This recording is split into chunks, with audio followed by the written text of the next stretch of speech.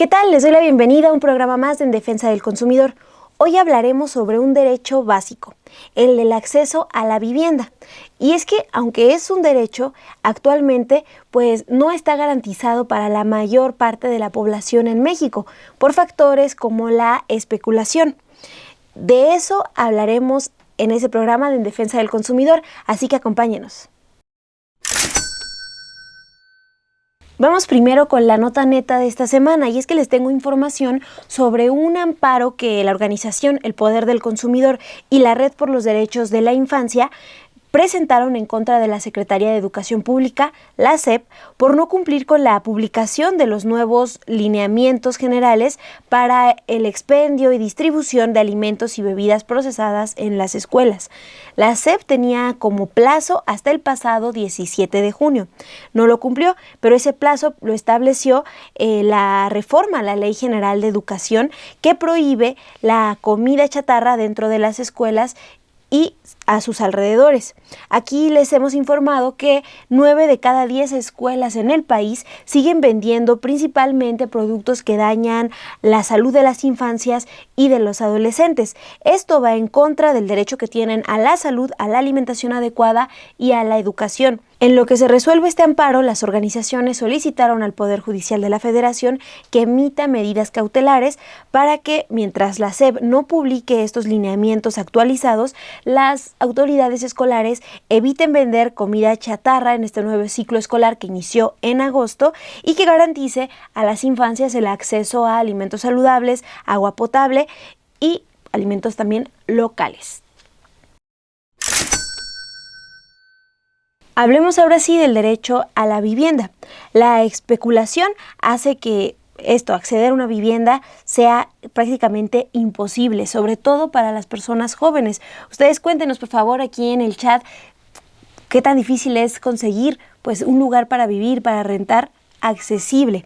Les voy a hablar como ejemplo de lo que pasa en la zona del Valle de México, que abarca la Ciudad de México y el Estado de México.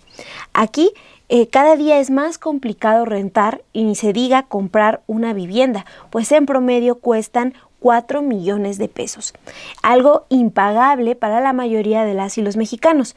¿Quiénes pueden pagar una hipoteca así? Pues solo 3 de cada 100 mexicanos.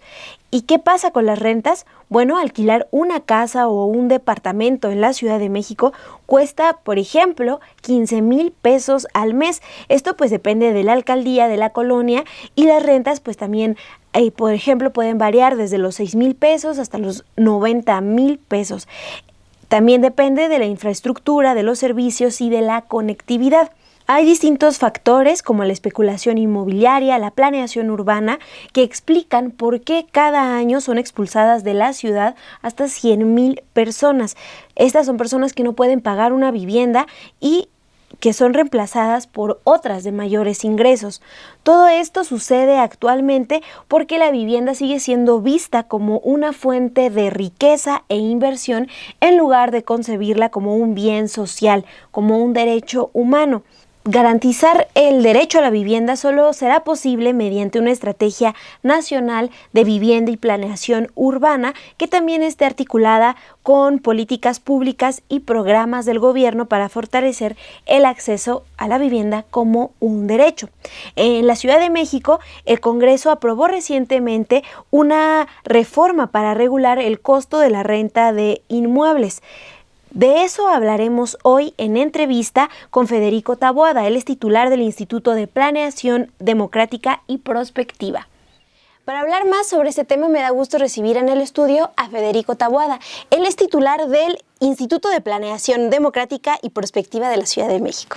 Muchas gracias. Sí, es un nombre un poco rimbombante, pero ya hablaremos de ello. Sí, por eso tuve que regresarme a leerlo un poco, pero muchas gracias por estar aquí, Federico. A mí me gustaría que empezaras explicándole a nuestra audiencia por qué tenemos que ver a la vivienda como un derecho y pues de ahí nos seguimos. ¿Por qué el derecho a la vivienda existe? Creo que es una pregunta muy interesante y tiene una respuesta muy clara. Sin vivienda no tienes acceso a todos los derechos básicos que tú te imagines. Por ejemplo, ¿alguien ha visto a una persona en situación de calle que goce de plena salud? Pues no existe. porque para garantizar el derecho a la salud tienes que tener un lugar donde protegerte. No tienes derecho al agua, por ejemplo, porque sin una vivienda no tienes acceso al agua. En muchas ocasiones ni siquiera puede votar la gente, porque debes de tener un domicilio. Entonces, digamos, el elemento más importante de una ciudad o de un territorio es que la gente pueda vivir en él, ¿no? Desde que dejamos de ser nómadas y desde que nos mudamos en las distintas migraciones del campo a la ciudad, y ahora la migración distinta es de ciudad a ciudad, el elemento más importante es la vivienda. Y sobre todo también porque representa en sí mismo una disputa entre clases, entre sectores e incluso entre generaciones. Nos es muy común escuchar que nuestros padres compraron una vivienda a los 30 años o una cosa así, cosa que nosotros pues no podemos ni concebir, ¿no? Entonces, la vivienda tiene esa importancia, la importancia de abrirte la puerta a otros derechos que son vitales para ti. Sin agua no puedes vivir. Y sobre todo en este momento viene a una relevancia muy grande porque hemos concebido como sociedad que la salud es un derecho, que la educación es un derecho, que la energía es un derecho, que el voto es un derecho, pero no tenemos muy claro que la vivienda es un derecho. Y hoy este debate está muy a flor de piel porque hay varios lugares de nuestro país donde garantizar el derecho a la vivienda es algo que es muy complicado porque hay muchos intereses en los territorios. Sobre eso también me gustaría preguntarte qué retos se ven específicamente en las grandes ciudades de México, ¿no? Y hablando de la Ciudad de México. Principalmente en las ciudades el alto costo de la vivienda. Y este alto costo tiene algunos elementos que lo componen que son muy paradójicos. Por ejemplo, los precios de la vivienda aumentan en una ciudad prácticamente porque hay inversión pública. Si yo construyo una línea del metro al lado de tu casa, pues tu propiedad va a aumentar de valor. Y eso para ti es muy chévere, pero pues para la gente que está rentando, pues no es muy buena noticia porque significa que les van a aumentar pronto o los van a correr. ¿Eso significa que debemos frenar la inversión pública? No, sino que debemos hacer otro tipo de estrategias complementarias a la inversión pública para evitar la expulsión. Por ejemplo, si vamos a construir una línea del metro que va a aumentar los valores de la propiedad, entonces vale la pena también incluir un programa de construcción de vivienda social en esas zonas para que haya mayor oferta y los precios no aumenten mucho. 2, poner un freno a los aumentos que hay al arrendamiento. Por ejemplo, poner un límite que sea mucho más racional. En caso de que exista oferta de Airbnb, pues controlar la oferta de Airbnb. Airbnb se ha estado comiendo toda la oferta que construimos en un año. Se comió toda la oferta de vivienda que construimos en la ciudad en 5 años. Entonces, eso no lo podemos permitir. Entonces, la ciudad tiene que, como gobierno, tomar un papel muy protagónico interviniendo el mercado de la vivienda y generando algún otro tipo de estrategias y políticas para que los precios no aumenten mucho y para la gente que no puede acceder a la vivienda, subsidiarle una vivienda o rentarle o incluso regalarle una vivienda. En Viena, 6 de cada 10 personas viven en una propiedad que es del gobierno. En Nueva York es el 25%, en París es cerca del 30%, en Singapur es el 90%. Entonces, en Berlín es casi el 40%. Entonces, esas ciudades hacen eso no porque sean comunistas, sino porque entienden que la vivienda es una llave que abre la puerta a otros derechos y que sin vivienda no puede haber un bienestar posible. Tú puedes tener trabajo, tú puedes tener acceso a servicios de salud, a educación, pero si no tienes vivienda, nada de lo anteriormente comentado habrá significado un cambio radical en tu calidad de vida. Y este tipo de regulaciones entonces pues también son importantes para evitar que el sector privado pues se quede con todas estas viviendas y pues hay una repartición mucho más equitativa, ¿no? Claro, David Harvey tiene un concepto que describe muy bien esa dinámica que se llama la acumulación por desposesión, que es que existen algunos actores privados que empiezan a acumular propiedades y no las utilizan y empiezan a especular con ellas o los utilizan como activos financieros para respaldar alguna inversión. Y eso viene en detrimento de mucha gente que está en la calle y no tiene vivienda o está sin nada, que vive con los papás, con los tíos, con la suegra, con la abuelita o con todos los anteriores en una sola vivienda. Entonces, eso es un gran problema y también tenemos que poner un límite a ello. Fíjate lo que hacen en muchas ciudades del mundo. Existe, por ejemplo, en la ciudad de Nueva York, que nosotros imaginamos que una ciudad muy densa, donde hay mucha construcción, pues es un suelo finito, es un territorio que es limitado. Y entonces por eso han densificado tanto. No es que hayan querido retar a la gravedad o a la ingeniería. Entonces saben que el territorio es finito y que mientras más denso, mejor utilizado será el territorio. Entonces, por ejemplo, allá pues es imposible encontrar un estacionamiento público, porque allá valoran. Este estacionamiento público tiene un servicio social más grande que si ese predio construyéramos viviendas ahí. Entonces empiezan a balancear y dicen, pues es mejor idea tener las viviendas, ¿no? Por ejemplo, tampoco existen comercios que tengan una sola planta. ¿Cuáles son los comercios que tienen una sola planta? Los Oxxos, los Starbucks, los Kentucky Fried Chicken, los McDonald's. Esos no existen, ese modelo allá. Se involucran en un desarrollo inmobiliario donde existen muchos usos, pero no están aislados como existen en ciudades de América Latina. ¿Qué significa? Que nosotros tenemos que poner límite a eso para utilizar el suelo de manera más eficiente. ¿Por qué? La Ciudad de México expulsa al año a 100,000 personas porque no pueden pagar la vivienda.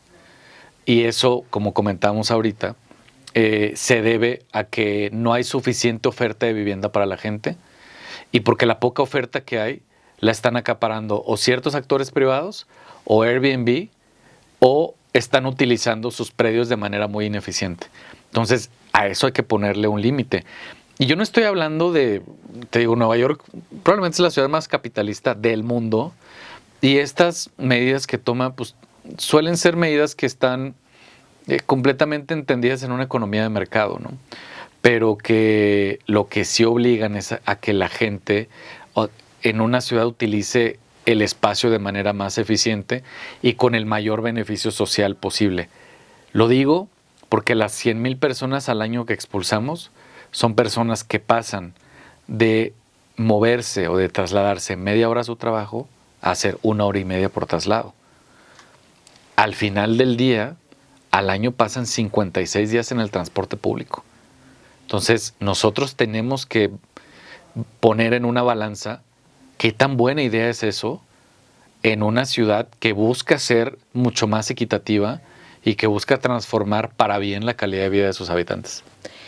Y en ese sentido, con los datos que ustedes han encontrado desde el instituto, ¿cómo se toma lo que se aprobó recientemente en el Congreso de la Ciudad de México, esa iniciativa para poner ciertos topes, ¿no? Primero a las personas que rentan, hacer incluso un registro de estas personas que están rentando inmuebles? ¿Qué se puede hacer? Es muy importante eso. Nosotros lo recibimos como muy buena noticia. De hecho, fuimos parte del equipo que implementó, propuso, dialogó para que se llevara a cabo esa medida.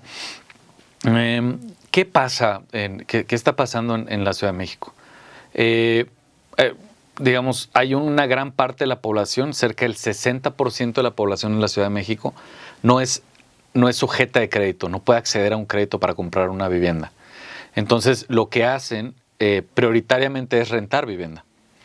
Entonces, conforme ese número de personas ha ido creciendo, pues las problemáticas en la dinámica de la renta han ido aumentando, ¿no?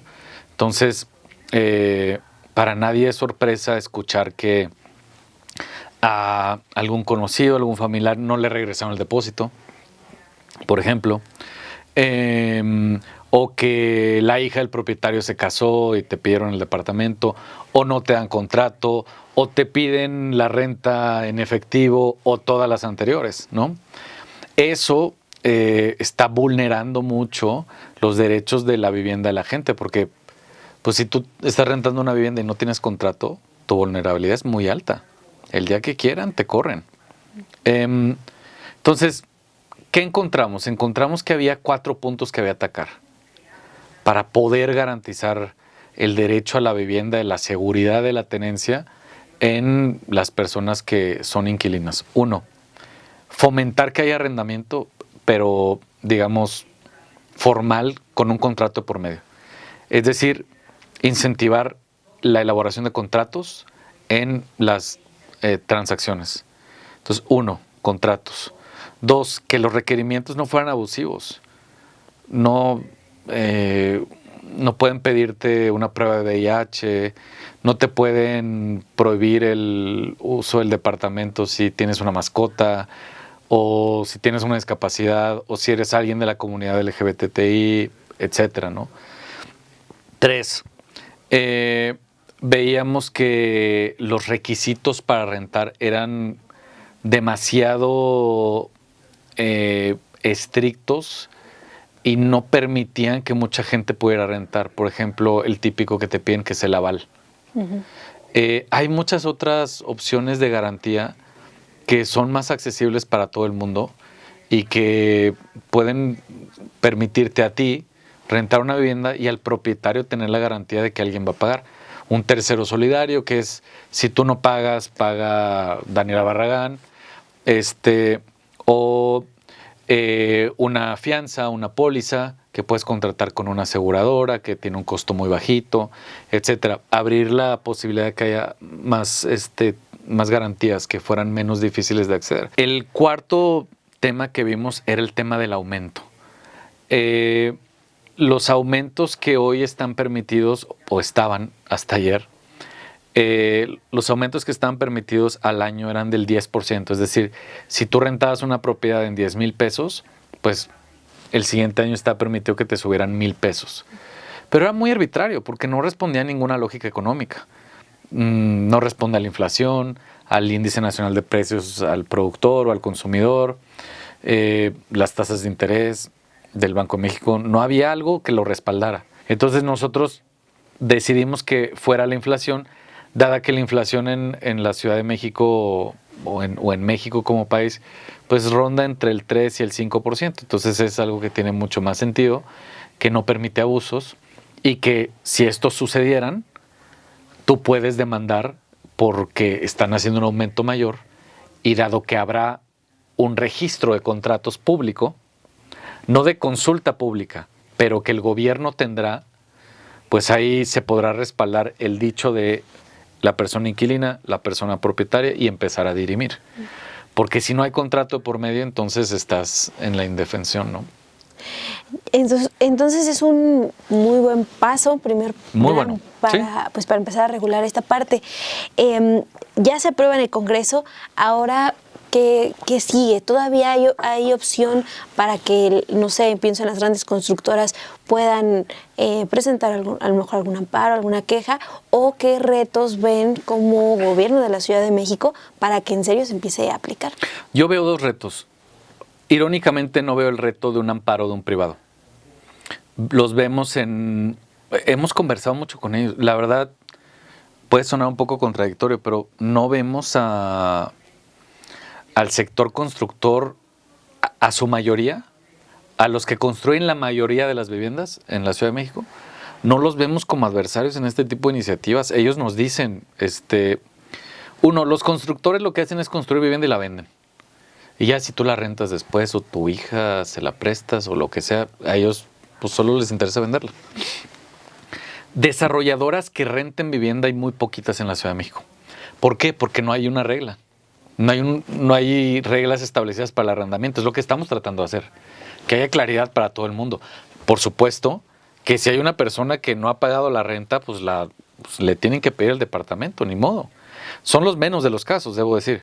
Pero también está esa protección para la persona propietaria. Pero cuando hablamos con los desarrolladores están muy acorde con las ideas que hemos presentado. Mucho me temo que el reto está en otro lado. El gran reto que tenemos como sociedad es cambiar la concepción de la vivienda de mercancía a derecho. Entre 1930 y 1980, la vivienda tenía el papel de ser una vivienda para habitar. Entre 1980 y 2000, la vivienda pasó de ser vivienda para habitar a vivienda para rentar y yo tener un rendimiento. Entre 2000 y 2020, la vivienda pasó de ser vivienda para habitar, vivienda para rentar, vivienda para especular. Entonces, en aras de tener una economía dinámica y que crezca, tenemos que acabar con la especulación inmobiliaria y tenemos que dejar de pensar que la vivienda es una mercancía. La vivienda es un derecho. En Austria, la gente no gasta más del 8% de su ingreso en vivienda. En la Ciudad de México eso puede representar el 60% para las personas más pobres. Sí, porque acá las rentas son muy caras. Sí, partiendo de 15,000 pesos, ¿no? Y es difícil, pues. Exacto, entonces es verdad que hay que aumentar los salarios en México mucho más. Estuvieron congelados mucho tiempo, entonces hay que aumentarlos mucho. Hay un margen, el sector privado lo acepta. Pero me interesa mucho esto último, el generar un acuerdo en el cual concibamos la vivienda de manera distinta. Porque me parece que el concebir la vivienda de manera de mercancía, de manera de propiedad a la cual hay que sacarle dinero, no solo es muy cruel o ineficiente, sino le está cambiando la vida para mal a muchas personas. Su calidad de vida ha empeorado mucho porque hay gente que está acaparando las viviendas.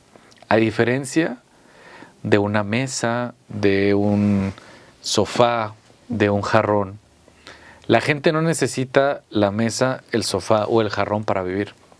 La vivienda sí, y lo que están haciendo es utilizar esa necesidad para abusar de la gente que menos tiene para poder darle o poder garantizarle el derecho a la vivienda.